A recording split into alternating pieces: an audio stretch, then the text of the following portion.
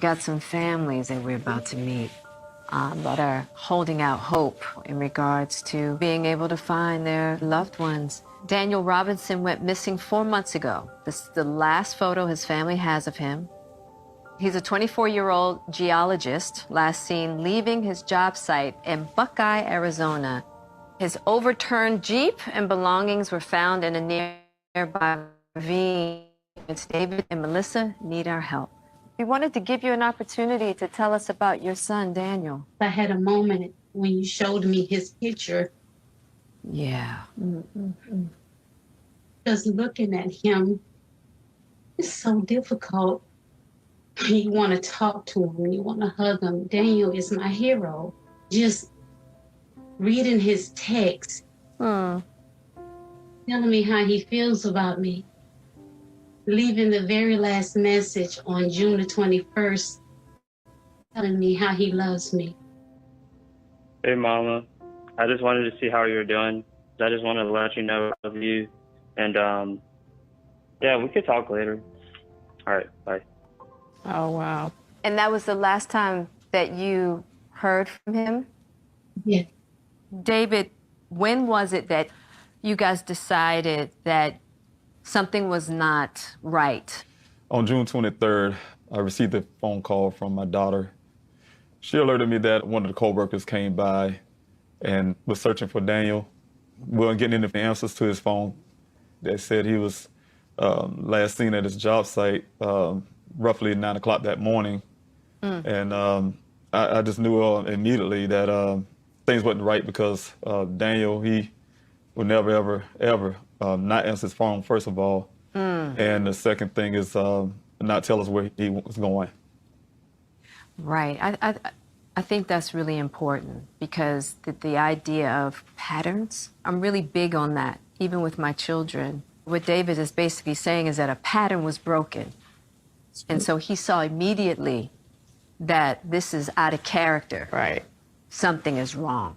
And that's so important for police officers when they start to investigate these cases. One of the first questions they'll ask is was this normal? Was this something he would do? Because the thought is, maybe they're just not calling you. There is this tendency to say, why don't you just give it a little bit? Right. You might hear from him. He might come around. Yeah. But it's got to be, this is not like my son. And you are the one who knows your child. Right. To have them understand, no, this, what's out of the ordinary. David, is it my understanding that you've relocated to Arizona to lead the search for your son? Upon putting in a missing person report with the Buckeye Police Department, They said they was gonna go out, search the next following morning because it was too dark when I called in.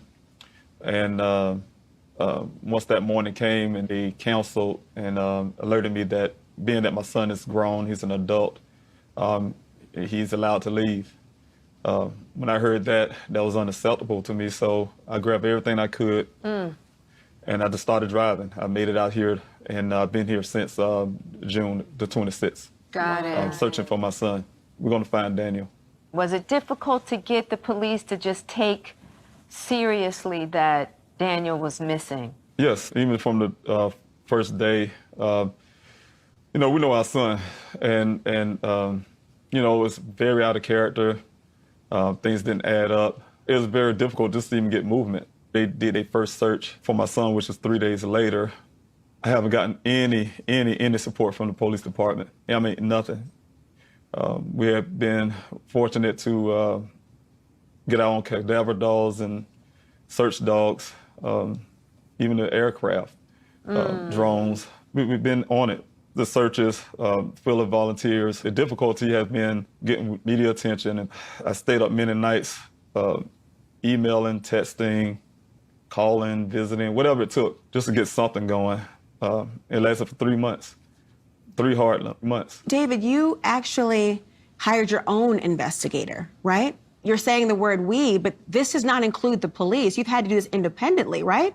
That's correct. That is correct. I say we because everybody who come out to the searches, we're family. That's my extended family. That's right. Yeah. We put long hours out there in 118-degree weather. They're dedicated people. The things that I feel, and my son's mother, is the things that the people that serve and protect should be doing. We found ourselves doing it. When you talk about the searches that you've been putting together, how were you able to do that? I didn't know when I hit the ground here. I didn't know how to get involved. I never organized anything in my life. Right. So I just reached out to any and everybody I could. What I was trying to do is find people who know about the desert conditions. Got it. When you found the car, all his belongings were inside the car, correct? Well, it's a rancher found our son's vehicle, and that was on July the 19th. When I received the call, it was 9 o'clock that morning, the next day after they found my son's vehicle. The first thing the detective said to me was, "Hey, Mr. Robinson, we found your son's vehicle." That just took my breath away, thinking that maybe I'll hear something else horrible. I'm going to tell his mother. I said, "Okay, when was it found?" And he told me it was found the day before. And I asked him, "Okay, why you guys didn't call me?" "We didn't want to disturb your sleep." That made me uptight. My son's clothing, everything he had on his body was about 3 feet away from the vehicle in a pile. His safety vest that he wore the day he went missing was another foot away. His cell phone was in the vehicle, work computer. His wallet was in the pants pocket in the pile. I know that's difficult for his mother to hear all this. Excuse me, give him a moment. One of the things that struck me the most, my son is only 24 years old. Yeah. They're attached to their phones. I know they are. Right. And I couldn't see him leaving that behind. Exactly. What did the police tell you as to explain? Did they offer any theory of the case whatsoever to try to find him? Yes, they gave me a not too great of a theory. When I got out there, the detective gave me a briefing. He pointed out my son's clothing on the ground. He pointed out the vehicle's damage. He said that the vehicle flipped and rolled and landed on the side. He told me that there was no blood found in the vehicle, indicating our son wasn't injured. He said that he was wearing a seatbelt because of the way the seatbelt locked, so he knew the seatbelt was on. All the airbags were deployed. He told me that my son obviously escaped out of the sunroof and that he must have had a severe head injury. He was delusional, decided to take his clothes off because head injury make him hot or something or the other. And he just walked off and probably rested under a tree somewhere. And that was his theory. I think we're all dumbfounded for a moment, trying to think about all the things that do not add up Right. about this. But I keep looking at Mom. Yeah. I'm just thinking about what every mother sees talking about their child. I know he's 24 years old, but you don't see a 24-year-old. You see the baby. little baby, and you're hearing these things. What are you thinking? When his father first told me that the vehicle was found, and then they started talking about cadaver dogs, and I just screamed. And I just couldn't believe this can't be real. I was feeling like I'm in a nightmare. Yeah. I was on the floor. I cried. His father kept saying, Alyssa, it's going to be all right. I'm going to find our son. I'm going to find him. I promise you, I'm going to find him. But I said, I just want him back. I didn't even know what to pray or how to pray. Yeah. And then I had to just change that prayer and say, I want him back safe. The thoughts are running rampant in my mind. I'm thinking the very worst thing, that someone is hurting my son. I'm seeing him crying out for me. I'm just seeing these things that he's just really needing to say, help me. I started dreaming about him, saying, Mama, I'm here. Mama, I'm over here. Hurry up. And I'm saying, Daniel, please listen to me. I'm talking to you. And it's saying, Mom, I'm here. Yeah. Mom, I'm here. I need to find him. And it was heartbreaking to just go to his apartment. Yeah. Very, very heartbreaking. I had to pick up the little hairs off the floor and put them in a Ziploc bag, because at least I knew that was a part of him. Right. That's all I had. But one thing I want to really say too, Daniel is definitely not a person that's depressed and down. He's high-spirited, have dreams, and he's a contributor to society. Daniel's a scientist, very smart, very sharp, and we just want him back home. We just want him back here with us. We want to just give our prayers to you, our love, and, you know, we are wishing you the best in this. Thank you so much. Thank you so much.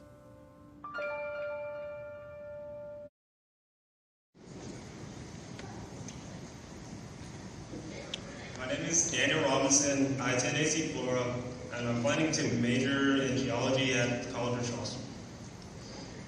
Good job.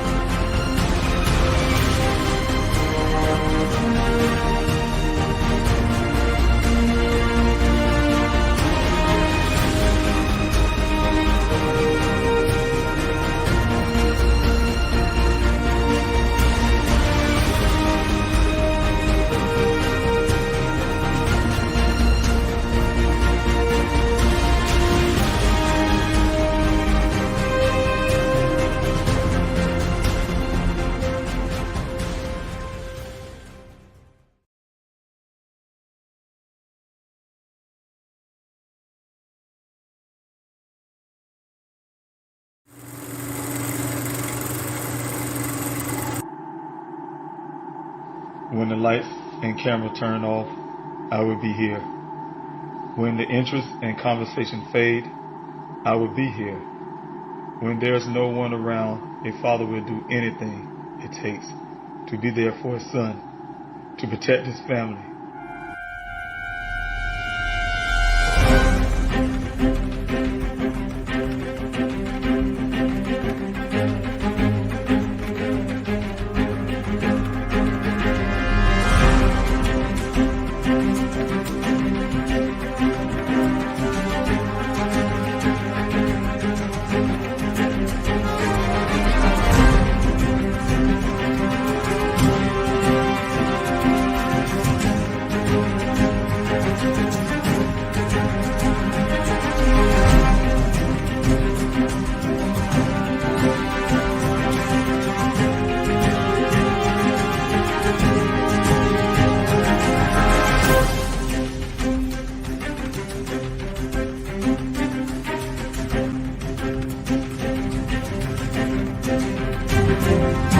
Daniel Robinson went missing 4 months ago. This is the last photo his family has of him. He's a 24-year-old geologist, last seen leaving his job site in Buckeye, Arizona. As the Gabby Petito homicide case garners national attention, another young person has been missing for nearly 3 months, and his family is desperate to find him. 24-year-old Daniel Robinson, a geologist, was last seen on the morning of June 23rd, leaving his work site in the desert of Buckeye, Arizona. David Robinson had only one thought on his mind as he drove the nearly 1,800 miles from his South Carolina home to Phoenix. I had to find my son. And I'm still actively searching for him. Thank you guys for coming in this morning's Q&A. I'm David Robinson. I'm the father of geologist Daniel Cornelius Robinson. Daniel, my son, a native of South Carolina, graduated from the College of Charleston in Charleston, South Carolina. My son took his degree his degree into geology, and took it out to Arizona, where he landed his first job with a company, an engineering company named Matrix New World, is also called Matrix Southwest Groundwater. They hired my son on as a field geologist. He's also called a hydrogeologist. What his job does is to go out into various well sites all over Arizona, wherever they're putting communities in, for instance, and his job is to check the viability of those wells. Each well have to produce at least 100 years of water. That's something required by law in Arizona, especially when new communities are being built. His job is very crucial because it keeps the water safe, as well as for people who's investing in property to know that they have a good supply of water. So again, my son Daniel took his field into geology. Moved away from his family, moved away from his home here in South Carolina. I call it moving away from the bird nest and starting his own life and career. My son also is an entrepreneur. He has entrepreneur spirit. Wanted to do a whole lot of things in life. What he wanted to do also is become a millionaire before he turned 30, as well as open his own business into geology. And also he wanted to travel the world and to be able to learn a little bit more about other people's culture. So Daniel is a family-oriented young man. Also, he loved his family. His family loved him as well. He have many friends, very friendly guy. If you meet him, Daniel's a person who definitely is easy to get along with. Daniel would also like to bridge the gap between anybody who having conflict. So Daniel also stands up for what he believes. As you guys may know or may not know, Daniel had been part of protesting, for instance, against police brutality. That's something that he was standing up against, very proud of. He's out definitely going to stand up for what's right. That's just the character and the way he was raised. So again, I'm here to do the Q&A this morning and answer some of your questions. That's what the Q&A here is for. And I really thank you guys for coming in this morning. The first thing I noticed when I came in this morning is the super chats. And I was one to tell you, thank you guys, especially on the YouTube side. They have the super chats. And I just want to put a few of them up here. And I really thank you so much for that. I have one, Small Town PI. Thank you so much for your donation and your love. I tell you guys every time you guys does that, and I do that, I really appreciate it. Need all the support I can here on this channel. Please help find Daniel. First, I want to say also, guys, if you can right now, so you won't forget to hit the like, share, subscribe button. That definitely helps as well. You guys got me up to 2,000 followers, and I really appreciate subscribers. And I really appreciate that because they help the algorithms, get Daniel's story out a lot farther. You guys are commenting and things like that. The super chats, like I said, all of that is contributing to getting Daniel's story out in the efforts. I need all the help that I can, and that helps out as well. Thank you also, Anissa, for the super chat as well. I really appreciate that. God bless you as well. It's very wonderful. Like I said, it's very wonderful. You guys have been supporting the way you are. You say we are all here to help find Daniel. That's right. It takes a team, and it takes all of you. I really appreciate you guys. Please, everybody, share this video. It only takes 1 minute of your time. Daniel needs us, and he really does. We are his voice. He is counting on us. Please help find Daniel. And I really thank you, Anissa. Thanks so much. That says it all right there, and I really appreciate that. That's true. We need everybody. Anybody join in. Everybody join in. This is a big effort. So I'm trying to do my best. As you guys can imagine, God forbid it happens to you and your family, but you don't know what to do, the first steps to do, and then to be able to be a guy who, for instance, in my circumstance, to leave his home and go search for his son into a city that he know nothing about, and to be able to go this long. It's been over a year. The efforts, you got some people who've been missing for many years, and law enforcement say they've been investigating for many years, trying to find locate a person. But it's amazing because you guys have been supporting that we got over 40 weeks of searches, as well over I'm sorry, 35,000 acres. I'm losing my track of my numbers, but many acres out there in the land up there in the desert out there searching for Daniel has been covered. We have also recovered other human remains, bringing some closure to other families, as well as being able to do my investigation to find out information that's bringing me closer to what happened to my son. I have some key players, some key things and things like that because of, like I said, you guys have been supporting, just like what you're doing right here at NISA. Supporting, and also you guys have just been coming to this channel and supporting to keep this channel going. You guys have been telling Daniel's story, putting out the information out there so people can come forward, say things. I've been getting an influx of different tips and things like that, so that's very helpful as well. And that comes from you guys sharing Daniel's story. Of course, again, Nissa, thank you so much for the super chat, because that's very much supporting what I'm doing here in for the Q&A. Because the whole most important part is to tell the story. That's the biggest part, to get Daniel's story out there. That's why I've been pushing very hard to keep media coverage, keep Daniel's story out there in the air. Because one of the biggest things that turns a person's case into a cold case is when it's just sitting there and it become cold. Daniel's case is not cold. There's a lot of many leads to be followed. I'm just waiting on law enforcement in some instances, for instance, to be able to follow some of those leads that they have, and also that I have, so you guys, and so to try to make sure that we get the answers to what happened to Daniel. So again, thank you so much for that. I want to go through this morning. This Q&A may be a little short this morning. I have some prior engagements that's coming in as well. It's kind of crunching on my schedule, guys. You probably tell, just look where I'm at now. Things have changed. I'm still on the move, so you guys, I had to keep this Q&A down to an hour. Hopefully keep it down to an hour, but I don't get long-winded. But that's the schedule I have today. But I just want to tell you guys up front, if you can, please do not forget about this evening's Q&A, the primetime Q&A this evening. So hopefully you guys come in on that as well. And the time is posted as well. You guys could come and join in on this evening's Q&A. And if you have any questions or things like that, you can follow up with that. And also try to have some things there, some stuff to talk about, as in terms of where the progress is now. Some of the stuff I'll be talking about this morning, the progress that we're having.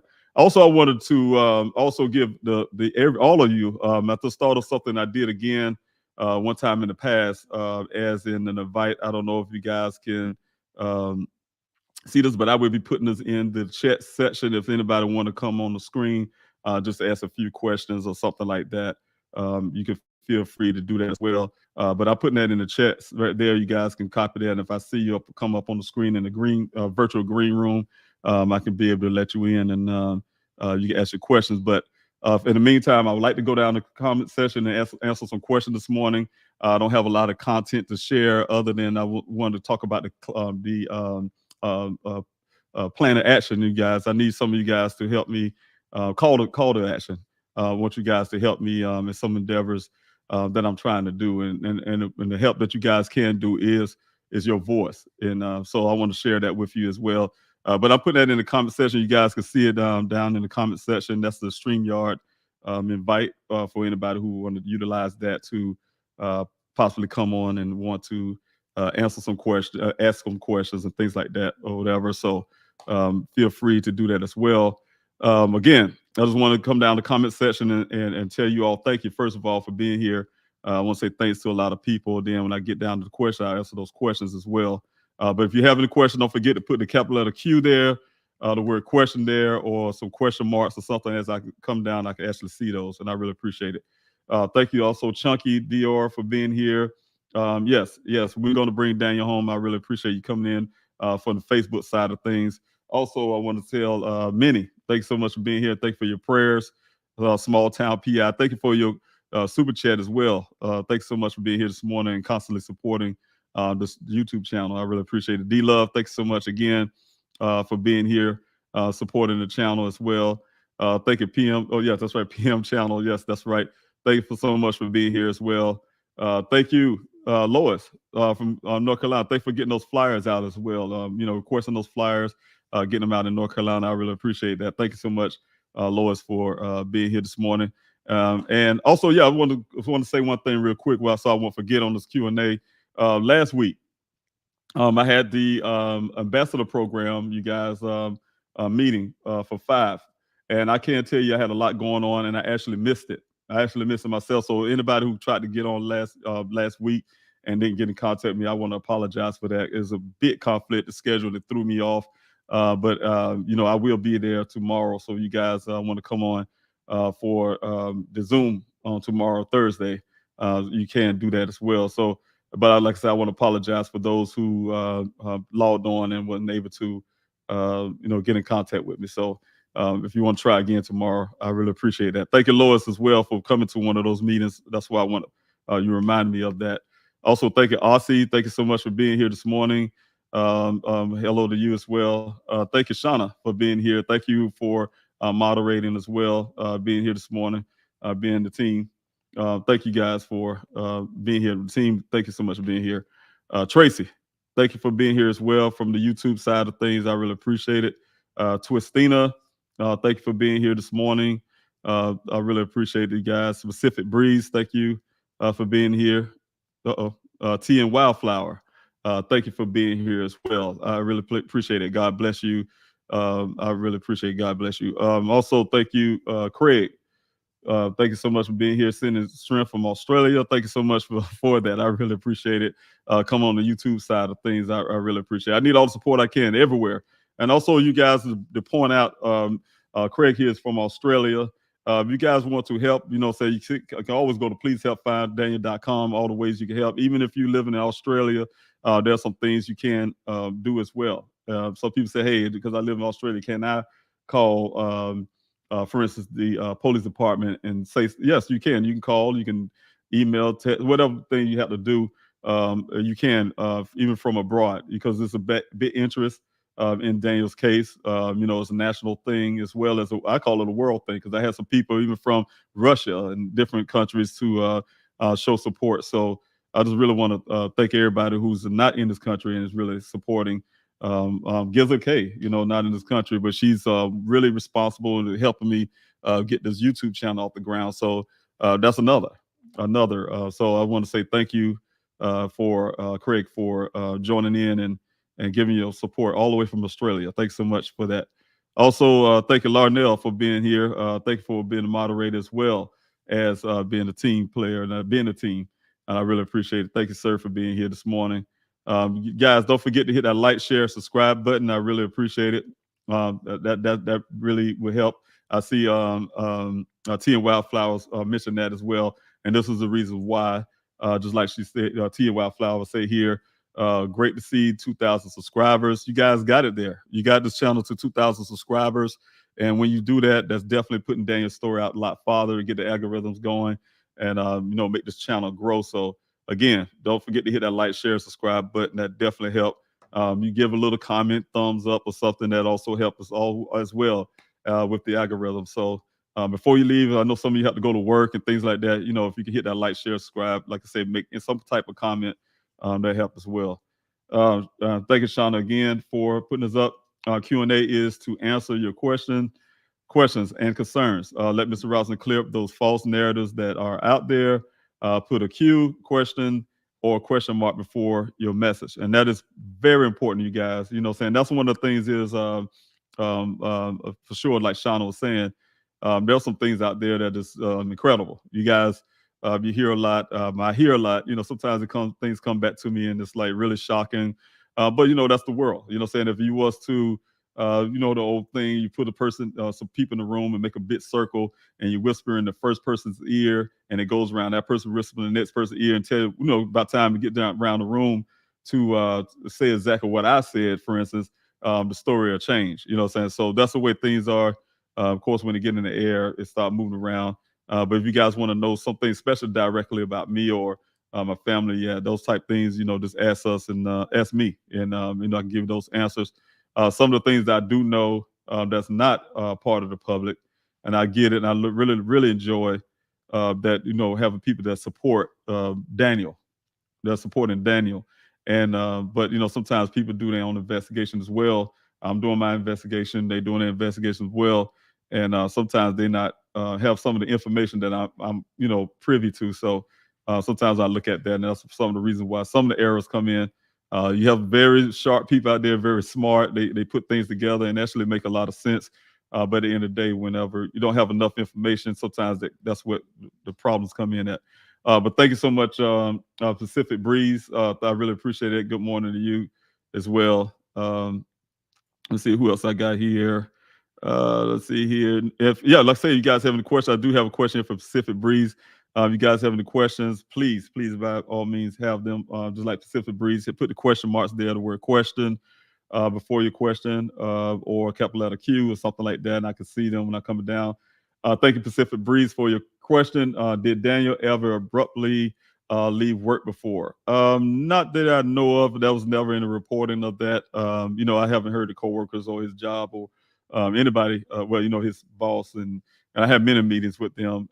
Daniel's a very responsible worker. From what I get from them, never have heard them ever say he just left the job or something like that. No, so I didn't get that from them. And so hopefully won't. Now that's my opinion. Of course, I'm gonna be a little biased by that. I don't think Daniel would actually just leave the job without just because. But yes, that definitely wasn't expressed to me from his job or anything like that. But yes, that's a good question. I really appreciate that, Pacific Breeze. Also, you guys, like PM channel done here. If you want to put the word question as well before your question, that helps us also. In what manner? Thank you, PM channel, for your question. In what manner is Buckeye law enforcement working on the case when they release all the evidence to you? What are they doing? I don't understand their duplicity. And that's always been the question. That's been my biggest question. I'm not law enforcement. A lot of things I learned about the way things do process of law. Something I learned in high school. Some things that I learned about the way police should be handling this case come from other officers, believe it or not. I get officers calling from North Carolina to New York, from everywhere. When I first started having issues with Buckeye Police Department, I got a bunch of calls from law enforcement all over this country who was apologizing. My investigator, he apologized to me. He said, that's not what law enforcement is supposed to do, the way they handled your son's case. I should have never been given that vehicle, never have been given those clothing items and things like that. Those things should be in the evidence locker somewhere and holding just in case, because they don't have any answers. What it was, you guys, it goes again. It goes again to the intent, to me, in my opinion, is because, hey, they got their narrative. They wanted to stick by it so bad. They hired their own private investigator, which I already had investigated, getting hard physical evidence. They want to rebut those hard physical evidence of possible foul play. The vehicle definitely was staged there. So they fought against it, and they wanted to double down. Instead of sometimes law enforcement admitting they're wrong about something, they'll double down on what they're wrong about. And so that's what ended up happening, I believe. And with the investigative, like I told you guys, you got to remember, it keep going back over and over again. They told me literally. Also, I have the Facebook posts they put out to the public, as well as what they put out to the local media. You guys probably, if you don't live in Arizona, in Phoenix area and Buckeye area, you probably didn't get this in local news. But they went out in the news and said, hey, there's no more leads to follow. And that's it. You know, they told me that as well. My investigator, when he came and got that black box data from them to read it, they told him the same thing. He told me, hey, they said to him straight out in his eye, in his face, they're not even investigating Daniel's disappearance. So the investigation was over. They didn't have the word investigation come back up again until you guys, like I said, it's very important what y'all doing right now. I can't not do this by myself. I do need the public. My uncle told me that when I first got to Arizona. He said, look, man, as long as you have the people, you have power, and you guys have been doing that, so you are the power. And I really appreciate that. So putting out to the media, I've been working hard to get it out in the media, get it in the store out there, and then just keep it going. And you guys have been responding and calling, texting, whatever y'all do, and to the police department. And then when y'all did that, that's when they come out in public. The first thing I noticed, their first thing they did was a photo op, make it like they was out there searching for Daniel. I call it a photo op because I know the reason why. I know that desert, almost like that area of the desert, like the back of my hand. I've been out there so many weeks, 40 some weeks, you can imagine. Been out there so many weeks, I started learning it very hard. So wherever they was located, showing this photo op, and I already know what they were doing. It's a photo op. And then from that point, they saying the word investigating. They started trying to do a little something to cover themselves from their lack of action, what they done. They even come to me in April to ask for my son's electronics. They couldn't get it by law unless they had some type of warrant, and they had to classify my son's case as a criminal case, which they're not doing. But they called me and asking me, kept bugging me about trying to get Daniel's electronics, ironically, and for whatever reason. And I told them no. I'll be honest with you guys. I told them no because they damaged my son's case. I needed another department to handle my son's case. And like I said, they're asking you a question, PM channel. Yeah, they should never release that stuff. They should, if they really were serious about investigating or even saw Daniel case as a possible criminal, they would have held on to that stuff, and they didn't. They didn't do it. I have my reasons to know my opinions and things like that to know why, based on some evidence that I have. But the thing is, yeah, that's something that should have never been released. Should have still been in the evidence locker, or whatever the case may be, case something did turn criminal, and blah blah blah. Like I say, you guys, because of that, they broke the chain in custody. They have hurt my son's case badly, and so to try to keep some more damage to my son's case, I'd rather a different police department to handle that. So that's what they're gonna come to the call to action part. I really thank Shauna for putting that up there as well. That's going to come to the call to action, you guys. Hashtag call them out, and that's what we're going to be doing. We're going to be doing that. Shauna here is one of the team members as well. That's what we're going to do. Be doing a lot of calling to action, you guys. We got to call them out, as well as you guys. Make those phone calls, and things like that. What I'm asking for from call to action, you guys, is for you to let them know, hey, the Buckeye Police Department damaged this case. My son went. Matter of fact, I put in another missing person report, and the reason why I'm putting that in because I need you guys backing as well. Like I said, what you're doing would be helping me out. It's because my son went missing in Maricopa County. Maricopa County, you guys, covers the Buckeye area. It covers Goodyear and some of these other areas out west, the West Valley of Arizona, outside of Phoenix. It also covers Phoenix. It also covers Tempe, where Daniel lived. Tempe is a resident of Tempe. There's a couple of things. You guys. I'm putting in missing person report in both departments, and that's the Tempe Police Department, as well as and I'm seeing if they refuse me, but it's going to be the Tempe Police Department as well as the Maricopa County Sheriff's Office. And the reason why, like I said, you guys, he went missing. The only thing we know for sure, he went missing in Maricopa County. And we also for sure know that he lived in Tempe. That's the only two things we know for sure. We don't know that Daniel was last seen at that well site. And the reason why I tell you that, guys, is too much evidence there to say that all of that stuff is false.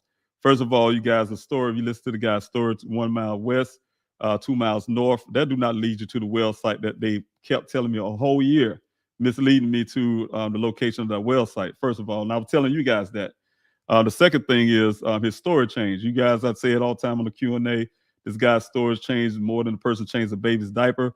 And, you know, whenever a person's story change, you got to look at them really hard. You got to look at their story really hard. We cannot rely on that. That's one thing you cannot base a case on, or base a last scene or anything on somebody's story who's not consistent with the truth, with the evidence that's with the cell phone. So it doesn't match. So, you know, the change of the stories and things like that, you have to take all that in consideration to say, hey, no, something is not right. But one thing we do have factual is with the police department as well, is Arizona, and is also Maricopa County.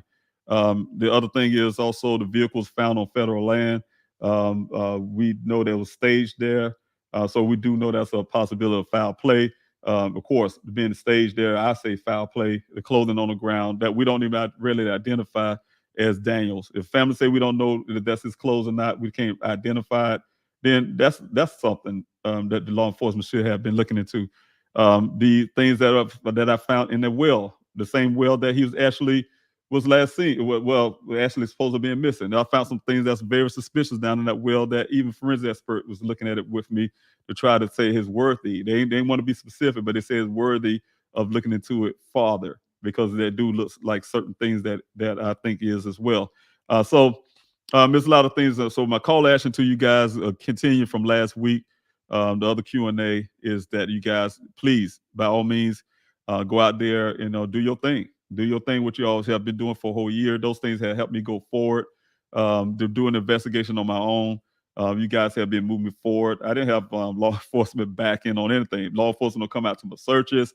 They haven't put any money into cadaver dolls and all kind of things to when I had to charter a helicopter to go out and look for Daniel, look over the area, as well as having cadaver dolls from people who volunteer to bring their dolls and things like that. So they didn't support any of that. They didn't support that, but it was you guys. You guys been putting all this money into GoFundMe to keep this operation going. I really appreciate it. Kept me in Arizona, with my boots on the ground. So all of that is a combination of everybody who's been supporting to day one, and you guys still doing that. I really appreciate it. All right, and now again, let's see if I have this right here real good. I want to put Anissa back up again. I really appreciate you again, Anissa, for that super chat as well. If you guys have any more questions, like Tracy have here, there's a question here. I really appreciate the question. Let's see here. Hold a second here. Let me go back to.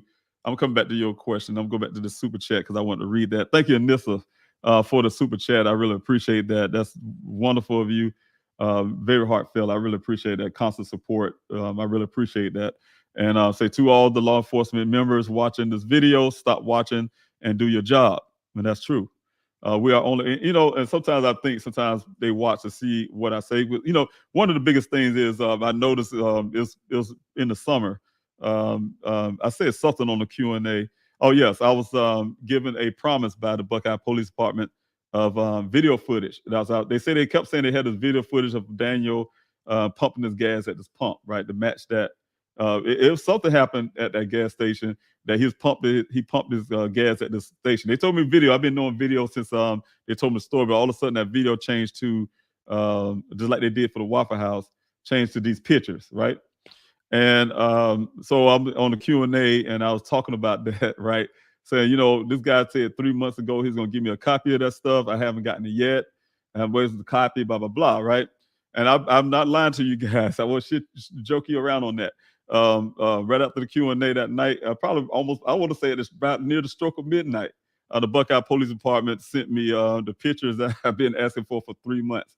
So they was watching that Q&A, that night Q&A, that one, the prime time. They watched the prime time, and because of that, that's what I'm saying. You guys, they sit here and watch the Q&A. Law enforcement watch the Q&A, and I tell you guys, and I say this to them every time. Thank you for coming.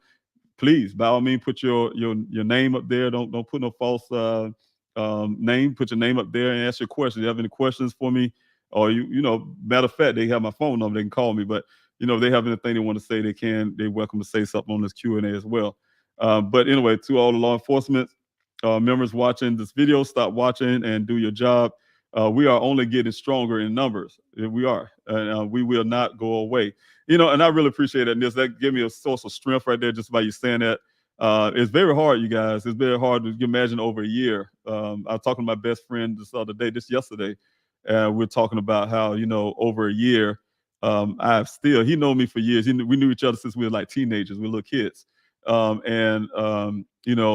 It's hard to keep your emotions at bay, especially in the public, and not being able to grieve your son like you really want to, and then have to come and do this Q&A every day or whatever the case may be, and just keep going, to keep this thing going over a year. One thing that I think law enforcement is counting on is for me to run out of, first of all, resources, and that is hard to come by. They're right about that. They have all the resources in the world. They get funding, the resources, and also the ability and the will to keep fighting. He'll go away eventually. We can just weigh him down. He'll finally just ride off in the sunset and go away. But like I told you guys before, it's a couple of things that God prepared me for in my life when I started looking at some of the things in my personal life that I had to deal with all my life. And then to the point of joining the military, something I ended up doing. I was a very pushed over type guy, young, real nice guy, just make a long story short. But I'm still a nice guy, but the military did give me some avenues to show strength, endurance, and things like that. So I learned a lot from the military to do some things. So long story short with that is, they ran to the wrong father. I'll just put it that way. To make it simpler, to the simplest point, they ran to the wrong father. They can get me to a point where I had to actually leave Arizona because of the funding, but they cannot run me away, is what I'm saying. So that would never happen, you guys. They would never be able to run me away from Daniel. As long as Daniel's missing, I'm gonna be on there behind. Like you said, Anissa, you're definitely right. We only get stronger in number. We're not going to just go away. We're not going to just go away quietly in the night. You know what I'm saying? So they can forget that. So they'll always have that scrutiny and always that thing over their departments. And I say departments because I'm looking at 3. And to be able to make sure my son is found. You know what I'm saying? I'm going to fight. I'm going to keep fighting. And whenever you say things like that, Anissa, that helps me get some strength to keep going. I really appreciate that. I told you your comments and everything else is helpful as well. So thank you guys. I do have a question here from Tracy. I'm trying to speed it up a little bit, you guys. I just thought about it. I do have this time limit. I'm coming down to the last 30 minutes of my Q&A time because I do have some things I'm trying to make sure I'm not going over that may kind of interrupt what I'm doing here, and I have to get off the Q&A. But I want to get all the questions I can, and I want to tell you guys, please, thank you so much for coming in this morning, but please come back this evening's prime time if I have to get off. Thank you so much for coming in, and please come in the evening prime time. I will have plenty of time on that. You have all your questions and bring your questions back again. The ones I can't get this morning, you can bring your questions back again, and I would like to answer those. But I have some more things I want to talk to you guys about as well.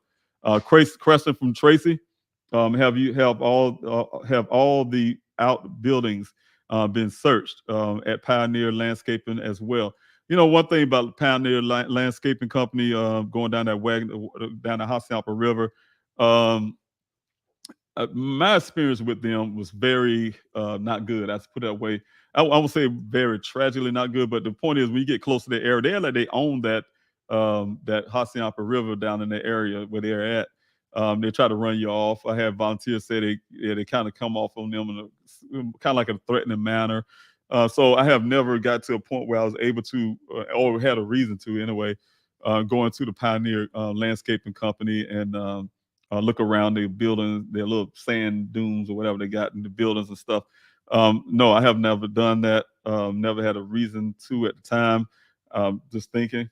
But no, I have not looked into that. I'm not saying the volunteers haven't, because like I said, they've been sneaking around that place, and the stories I've been getting, they've been trying to run them out of there. So I've been getting a lot of that from them, from volunteers who've been going out in the desert with me. Some people go out their own. I've been hearing from other sources that people still to this day doing some rogue searches on their own. And I really appreciate them. Speaking of that, you guys, I'm still trying to put together a public search. I have to cover these last little areas there over 35,000 acres of land was covered out there, but that's a lot more, not a lot more as in terms of 35,000 acres, but there's some areas that definitely had to be searched in reasonable distance where Daniel supposedly, like I say, the reason why I say all this double talk in a sense, I have to go by some of those things because just like that vehicle was planted there, I don't know if other things was planted there as well for you to find. So those things have to be looked into, and I really appreciate you guys for supporting. If I get these desert searches back up, and you guys come out and support me on that, that really would help out a lot to get that part. I think in my heart and my mind, just knowing that I covered these areas, that last areas that need to be covered, it'll give me some sense of I can't be for sure 100%, never will be, but it'll give me a little sense that maybe I covered enough, and we know Daniel's not out there in that desert, and that'll give me some kind of sense of reassurance in some area, some way that that we're done with the desert. So, and I'm hoping that's to be the case. I hope there's a bit waste of time being out there, but we definitely need to check some of these areas. So I definitely need your support. You guys will see that on the Please Help Find Daniel website. I'll be talking about it here on the Q&A. We have those public searches. I have the private searches, but the public searches I'm talking about set up where you guys can come. So hopefully I can get it pretty soon. It's a cool time of the year, and I can tell you, I probably have those searches probably around 9 o'clock in the morning instead of like we did last year. We had them early in the morning like we've been doing. And I mean, it's cold. It's freezing cold out there in the desert in the mornings, but then they heat up really fast around 9, 10 o'clock to start heating up. So by noon, it'd be really hot and we get on out of there. So I was trying to make sure we get in there and get back out, and I'll set those things up. But yeah, please, you guys look out for that as well. T and Wildflower, thank you so much for putting that up there. I just wanted to put up what you just said. Call them out. Hashtag call them out. Thank you so much for those hashtags, you guys. Use those hashtags, you guys, on your social media. Pass those things along as well. That really help with algorithms and things like that, getting certain things out there to the public. Also, thank you, Sean, for putting the question mark up there as well. The question. Oh, this is a question. This is from the email. We have some people from the emails coming in. Thank you, Shauna. Shauna is one of the team members as well, you guys. Thank you so much for putting that up from the email. From the email, can you provide information on how leverage resources to get forensics completed without compromising the network or case? Well, you know what? I leverage through meetings, and then also with you guys. Like I told you again, it came from you guys from a public pressure that helps out. Public pressures allowed me to be able to get meetings. My team, Shauna, yourself, have been there meeting and been able to get those meetings with those sources of people that I really need to get these forensics done. So, and you guys, I can't say, and I'm saying this again, I've been asking for resources from you guys to help me get these forensics done. I was doing desert searches at the time a little bit, and also keep my flyer distribution, along with everything else I'm doing. But I can't say you guys have been trying, but those resources coming in kind of slow at the time as I was using them. And I was never got to the point where I was able to fully do all of those forensics. The only thing I had so far at the beginning was the cell phone was the only thing. But everything else I wanted to get done or whatever wasn't getting done. I just put it that way. And so, like I said, the leverage part came from, like I said, your participation. You know what I'm saying? It takes a whole village, takes a whole bunch of people, and you guys have been doing that. The pressure that you guys been putting on the departments, as well as being persistent with myself and my team, being persistent in trying to get these meetings and sitting down and have those discussions. I'm still having discussions, you guys, right now. I'm pushing a couple of things. It's costly. I put it away. It's costly for me out of pocket to house these forensics, right? Without trying to compromise chain of custody farther than what it is. You know what I'm saying? The way things was given to my investigator, who ended up leaving, not working for me anymore, and to be able to have those things put into a facility, or kept into the facility, and the other moved to a different location without messing up, without me I'm involved but not involved. In other words, I'm paying for it, but not being able to messing around with things. But it's costly. And so right now, what I'm doing now is trying to get the forensics done on the vehicle. Of course, you guys know the fibers on the floors, the airbags in the vehicle, as well as the red transfer paint. The yellow transfer paint too is a little yellow there as well. Red transfer paint, and the clothing on the ground, all the little clothing type materials on the ground, the clothing, the pants, socks, of course, and make sure that was Daniel's things, as well as the boots and stuff like that. So there's a lot of things still need to be forensically tested. The Maricopa County have a facility that can do things like that. I do know that, and that's based on meetings that I had as well. As you guys can do a simple research on Google and find out they have a new facility at that handles a lot of forensics. They had a backlog, but they actually can do those things quickly and stuff like that now. So definitely pushing for that, pushing for some of these other departments as well. And now I'm not pushing Buckeye, you guys, and I'm not pushing Buckeye. Again, I'm not pushing Buckeye. This is for Maricopa County and the Tempe Police Department. So you guys, if you guys want to say anything to these police departments, those are the two. All right. Also, thanks so much for that question, Shauna, from the emails. You guys have been sending emails as well, asking questions as well. I tried to get to some of those emails at night. I'm still trying to get the cell phone, guys, and I know that's been very hard. Some people have been waiting for months. I apologize for that. Shauna, thanks so much for the next question of the emails. Are resources to complete the forensics and on airbag seats, interior clothing, and transfer plate now lined up and ready to go? Resources. That's what I'm saying. I'm doing the same. Go back to the same question when it comes to that. And I really appreciate that question, Shauna. It goes to the same thing I was saying before, and that's where I had to get those resources. I'm not really going out with the public with that anymore. So much. I'm trying to push law enforcement to do it, because, like I said, I did it before, trying to ask for those resources like that from you guys. To help out, and that's been slow coming. I'm still trying to make sure I keep everything else going at the same time, and so just want to make sure they have the resources. Daniel's a taxpayer. I'm a taxpayer. I'm a resident of Arizona as well, and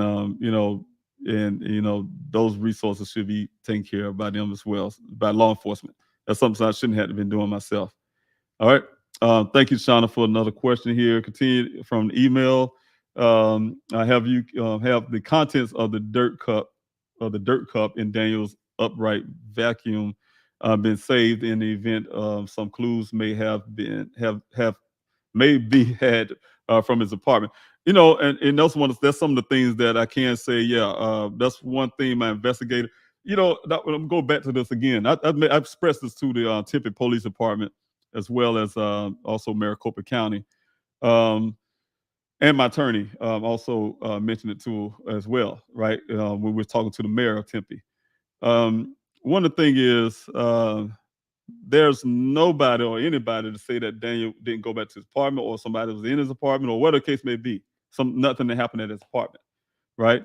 And so Daniel's apartment was sitting around for a long time, you guys. I made sure nobody didn't go in there, didn't touch or whatever, right? We didn't have no evidence of anybody breaking in Daniel's apartment or things like that when it was sitting there. But I was able to get access finally. The first access we had was when the Buckeye Police Department, I sat down with them, and they were trying to find a way. They thought we had a key, pretty much, way to go in and just kind of look. Of course, we didn't have no access to it. And we was hoping they can go in and see, make sure Daniel's not in there, right? Whatever the case may be, we still was looking in the point of making sure there was no foul play in this apartment. And here it is, God forbid he's in there. So I was able to talk to the Buckeye Police Department about that, and that's when they decided to call the landlords. Because landlords wouldn't let us in. They was worrying about legal. Hey, you didn't sign a lease with us, family or not, that type deal. Law enforcement, they call. They also got denied. No, we can't, by legal. No, we can't let you in, by blah, so on. But because they are law enforcement, they say, law enforcement come in, but the family can't come in. So with that day the Buckeye went there, they say only thing they can do is walk in with them. They can walk in, they can look around, they can take a picture, but they can't touch nothing. That was the stipulation they gave to Buckeye, and Buckeye, from what I understand, followed that.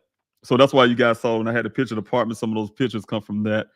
Some of those pictures come from my investigator. But later on, like I said, once I got access to the apartment later on, I was able to give my investigator access to the apartment.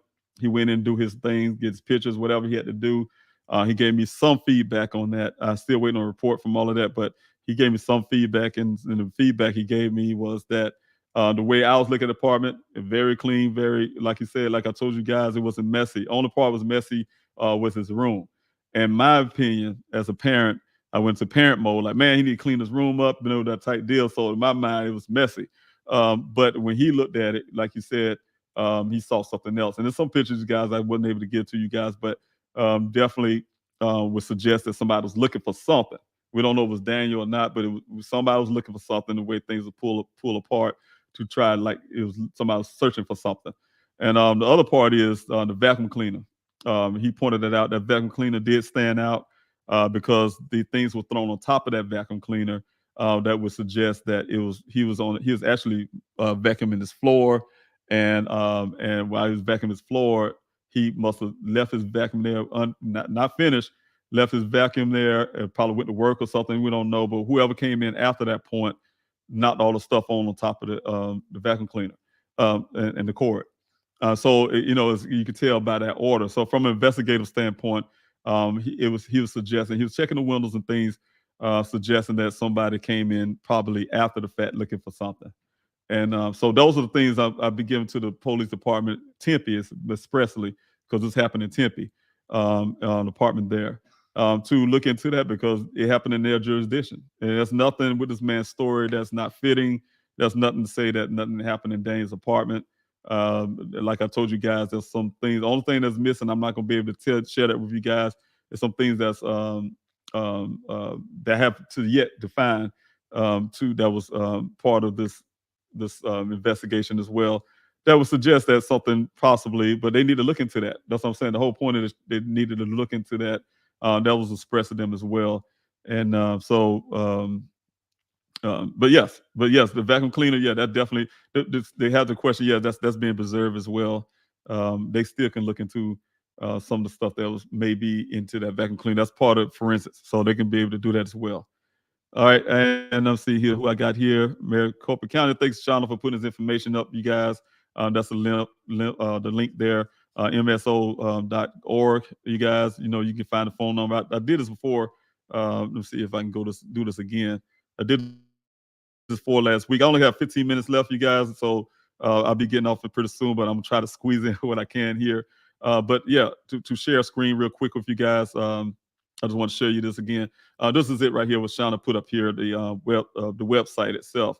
If you guys are interested in contacting the Maricopa County Sheriff Office, this is the website there, and she have the link there, and as well, this is it here on the screen. And let me put it back at the top. That make it a lot easier. This is right here on the screen, and mcso.org. And so if you guys look at that, that's one of the things where I say you can go to get information from about them, and as well as the content. I was just scroll down to the bottom of the screen. You see the address here, and let me take that off a little bit for a second. You'll see the address down the bottom here of the screen, and that's what I'm saying. I kind of look at things like that to get the information if you guys are looking for that information. Also, you have the Tempe Police Department as well. And I did the same thing. I strolled down at the bottom, but this is the top of the page here, the Tempe as well.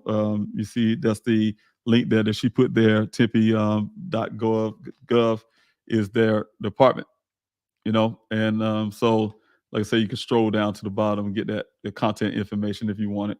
And it's both of these are public websites, public numbers, and things like that. So you call to action, you guys, if you want to help me in a situation there. That's the things I'm asking for. Is I would need what I'm being to be clear. What I'm asking for is the Maricopa County to open up a new case. That's the sheriff's office. They supersede Buckeye. Buckeye messed up the case. I need them to open up a fresh case of their own, the Maricopa County, and to be able to find out what happened to my son, as well as Tempe being responsible as well, being part of that. Because, like I said, with things that I have here from my investigator, and as well as those are factual things. Daniel lived there. Those are factual things found, and some of the things found in the apartment. But the questionable things is what this guy said at the well site. That's questionable because it don't fit the timeline of the phone records, as well as him changing his story. It's almost like believing the guy who said he saw my son through the scope of his rifles. I believed it for a while until somebody like Shiro's Nation is her name, came and asked the question one time ago, how Dan gonna give, he said my son gave him direction to where to go shoot his rifle at. How Dan gonna give a direction to somebody where to go shoot his rifle in the area he never been to before? That's his first time ever going there. First time ever going to this area ever in life. But he was able to tell this person, no, they don't shoot over here, they shoot over there. That's another person you look at as a suspect as well. So all of that stuff when it comes to that desert stuff is questionable. But the thing that's factual is Daniel's, like I say again, he's a resident of Tempe, Arizona, and it's factual that he went missing in Maricopa County, period. It's also factual that his vehicle was found on federal land, on BLM land, Bureau of Land Management. So you guys, those are the factual things. All right, here we go. PM channel, since there is a blue wall of silence, how confident are you that Sheriff Paul Vazone and the Maricopa County Sheriff's Department will take the case and open up a new case? Now hopeful, or how hopeful are you? Well, one thing I can say, just go. I'm hopeful. I have to be hopeful. We need law enforcement. Like I told you guys before, I'm not anti-law enforcement, not even by a long shot. I'm just anti-corruption and things that people don't do right. Saying the law enforcement or not, I don't care if you wear a badge or not. It don't matter. You're a human being, and you do something wrong, you need to be accountable for whatever you do. So the thing is, on the blue wall of silence, yes, they have. That's a problem. And I hear that from law enforcement all the time. That's a big problem. It's so much of a problem that people become victims and people die because of this blue wall of silence. And they protect their own, but their job is they've sworn to protect the community. And so that's something that need to be weaved out of policing, period. And so the thing is, if you're a bad cop, you don't belong there, right? So the thing is, but the blue wall of silence when it comes to Sheriff Zone, I can say, me personally meeting with him, myself and one of my team members, I got a great impression about the man. When I say I got a great impression, is that, like I said, when I sat down there, he's very attentive, listened to everything I had to say. Even his assistants, writing down everything he can. He said, hey, look, give me some assurance. He's going to try to do what he can to help. He didn't want to be the big sheriff, to come in town, try to take the case or whatever the case may be, but which he can. But the thing is, he kind of came off really well. Something that, like I told him personally, look, families need that. Whether they BSing you or not, I'll be honest with you. We need that, at least some kind of insurance. You don't come off like the Buckeye Police Department did, like we have right now to this date. You got the mayor of Buckeye, the assistant mayor, the whole city council member, staff, and the chief, and all that stuff.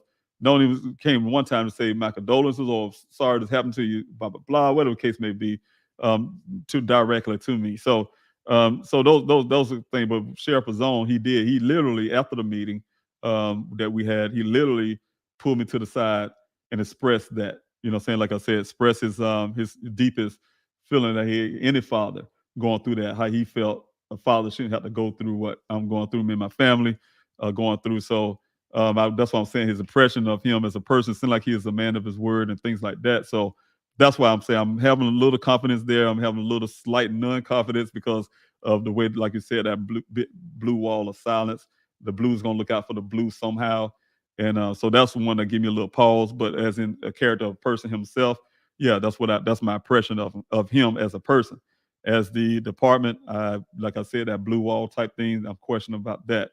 But as in the person, that's my impression. Sometimes they say the first impression is always the best impression, but sometimes you can be wrong with that too. But that's my first impression when it comes to him directly. So if you ask about him directly, that's what I feel about him. But the department itself, I'm questioning, even though he's the head of that department, I'm questionable because he can come in and why his reluctancy is there, I don't know. Like I said, I don't think I can think of the blue wall of sound. The blue gonna look out for the blue. Buckeye messed up, and they're gonna try their best to try to help Buckeye look good or something. And that's coming from all departments in the department. Because you best believe, like I said, if that was a cruiser sitting there on the side of that ravine, turned over the side, you guys cannot tell me that mostly every law enforcement in this country would have been running out the Buckeye looking for this one officer, right? Or his son, out there in that desert. So the same affordance they'll give to an officer and on their team is the same way they should do, and that's what I'm talking. The blue is thicker than blood or human blood to them. You know what I'm saying? They will turn blue and go look for their own, but when it comes to my son, they will hesitate. So I definitely want to make sure you guys get that understanding from me. All right, thank you so much for that question, PM Channel. I'll talk a little long on this thing. Thank you also, Tatia, for moderating and putting the information up. You guys, I may not be able to get these questions. I'm trying to go to them fast, and I've got like a few minutes left, but I'm trying to try my best. Daniel had no pattern. Thank you, Pacific Breeze. Daniel had no pattern of leaving his work. Has a coworker that said Daniel left, tried to help you, or Mr. Robinson. Has he looked for Daniel? No, he have not. Only thing we got from him is that story that he left, and the story he told me. He left, and the police gonna come, and he knew his thing could turn national, all that stuff, and mock him red paint and all the stuff. Right? He was saying, not one time. This guy that was that concerned to do all of that, not one time did a couple things he didn't do. If my son went missing around 9 o'clock that he was saying, then why he didn't make a simple phone call? Why he had to wait till 3 o'clock that evening to make a phone call? And when Daniel called him, he ignored his call, he ignored his text for a whole day until around 3. The other part is if he was really concerned, he would have came out to my searches. I set up my own searches. The police didn't do it. Nobody didn't help me other than you guys, like I said, reaching out to the public. Why did he didn't show up to any of my searches? Not one. Not even one search to say I'm coming out there to that I'm aware of. That I'm coming out there to look for Daniel. Ever, not one time. So that type of stuff. Didn't reach out to me. Hey, Ms. Rouse, I'm worried about blah, blah, blah. This is all the stuff before. This when I was just going by the story. I was out there in the desert with hundreds of volunteers. I was going by his story. His story is the only story I go. I'm still going by similar to his story. That's why I'm asking you guys, if I get this public search going again, I need to cover these certain areas because I'm going by his story. I'm going by the story that's come from the vehicle being found in that desert, been planted, even though I know it's been planted there. I'm going by that story because I had to go by certain things, but that's still not. And I'm also going by the evidence that I've been finding from day where that law enforcement should have found. They call them asking me, "What you got? What you got, Mr. Robinson?" Yeah. I mean, I'm out here getting things, and I'm getting as much as I can, just being a private, regular old citizen, a man looking for his son.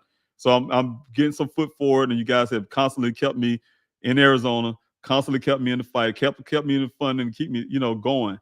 To be able to get more answers. So I am getting them, just like law enforcement. They moving slow. I have family members that press me all the time. You ain't got nothing new yet. I mean, it's been such time. I mean, can you imagine that saying? People say that. I mean, we say that all the time to law enforcement too.